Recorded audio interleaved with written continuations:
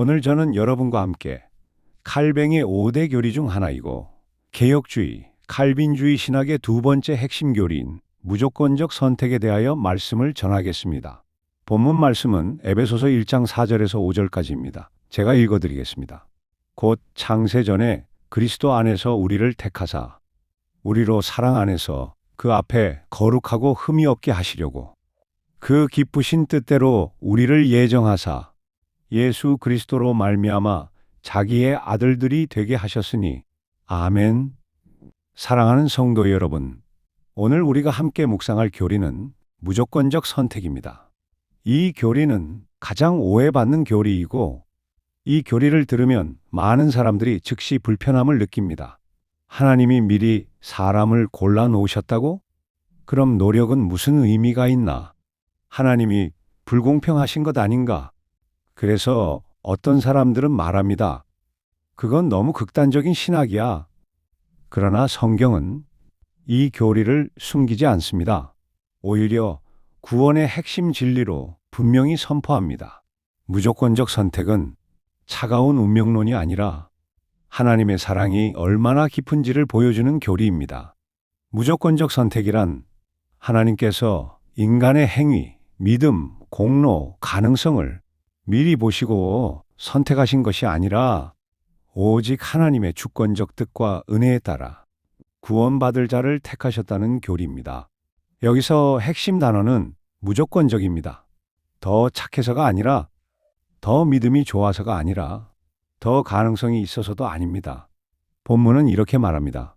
창세전에 그 기쁘신 뜻대로 선택의 근거는 인간 안에 있지 않고 하나님의 기쁘신 뜻 안에 있습니다. 그렇다면 왜 선택은 무조건적이어야 할까요? 지난 설교에서 우리는 전적 타락을 배웠습니다.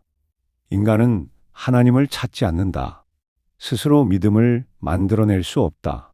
영적으로 죽은 상태다. 그렇다면 질문이 나옵니다. 죽은 사람이 무슨 조건을 제시할 수 있는가?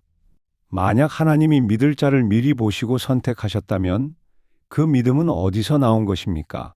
결국 인간에게 선택의 근거가 남게 됩니다.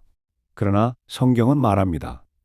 그런즉 원하는 자로 말미암음도 아니요 다른 박질하는 자로 말미암음도 아니요 오직 긍휼히 여기시는 하나님으로 말미암음이니라. 로마서 9장 16절 말씀. 그렇다면 성경 속에서 무조건적 선택의 예를 알아봅시다. 첫 번째, 야곱과 에서입니다. 로마서 9장은 분명히 말합니다. 그 자식들이 아직 나지도 아니하고 무슨 선이나 악을 행하지 아니한 때에 택하심을 따라 되는 하나님의 뜻이 행위로 말미암지 않고 오직 부르시는 이로 말미암아 서게 하려 하사. 로마서 9장 11절 말씀. 하나님은 태어나기 전, 행위 이전에 조건 없이 선택하셨습니다. 두 번째는 이스라엘의 선택입니다. 하나님은 이스라엘에게 말씀하십니다. 여호와께서 너희를 택하심은 너희가 다른 민족보다 수가 많기 때문이 아니요 오직 여호와께서 너희를 사랑하심으로 말미암아. 신명기 7장 7절에서 8절 말씀. 선택의 이유는 단 하나입니다. 사랑하셨기 때문입니다. 가장 흔하게 하는 오해들에 대해 생각해 봅시다. 첫 번째 오해.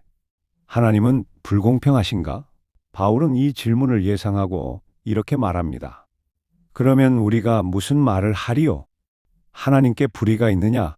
그럴 수 없느니라. 로마서 9장 14절. 중요한 관점은 이것입니다.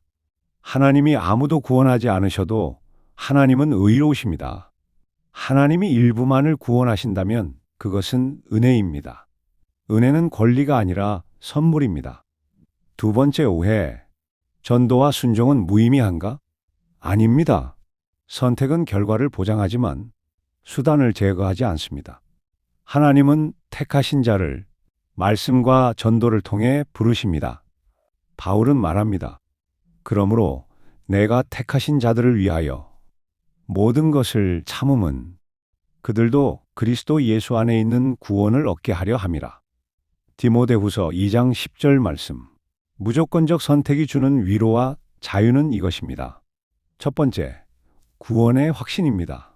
만약 구원이 나의 믿음의 강도에 달려 있다면, 나의 순종의 지속성에 달려 있다면, 우리는 하루도 평안할 수 없습니다. 그러나 구원이 하나님의 선택에 달려 있다면, 하나님의 뜻에 달려 있다면, 우리는 넘어질 때에도 다시 일어설 수 있습니다. 두 번째, 교만을 무너뜨리는 교리입니다. 무조건적 선택을 믿는 사람은 자랑할 것이 없습니다. 내가 남보다 나아서가 아니라 하나님이 나를 불쌍히 여기셔서, 이 고백만 남습니다. 우리는 은혜 앞에서도 자꾸 조건을 붙입니다.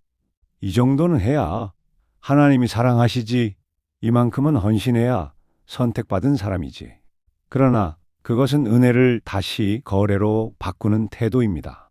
하나님은 말씀하십니다. 내가 너를 사랑하였으므로. 조건 없는 선택은 우리를 나태하게 만드는 것이 아니라 감사로 순종하게 만듭니다. 성도 여러분, 하나님이 우리를 선택하신 목적은 단 하나입니다. 사랑 안에서 거룩하고 흠이 없게 하시려고.